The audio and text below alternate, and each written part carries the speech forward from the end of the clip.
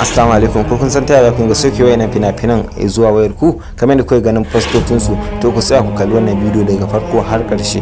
Kuna da hanyoyi da dama domin ku sami Indian Hausa film amma duk inda kuke. Mafi saukin ka shine ka tsaya ka kalli wannan bidiyo har da kai Malam Musa da masu tambaye ma comment section da Malam Bala. Wannan to dama ce mai sauki, ku tsaya ku ji ta.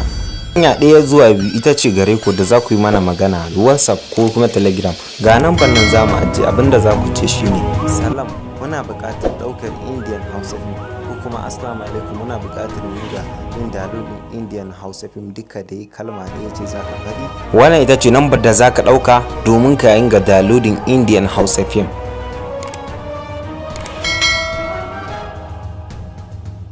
Sai ku zababbaka domin ku samu downloading Indian Hausa film a duk inda kake.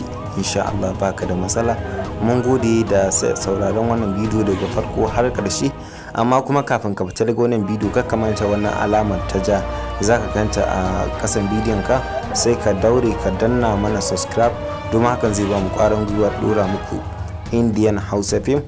Insha Allah sai mun ji ku kamfanin magafaɗin shiga ne na jiran ku. Ga nambar nan sai ku ɗauka ku zababbaka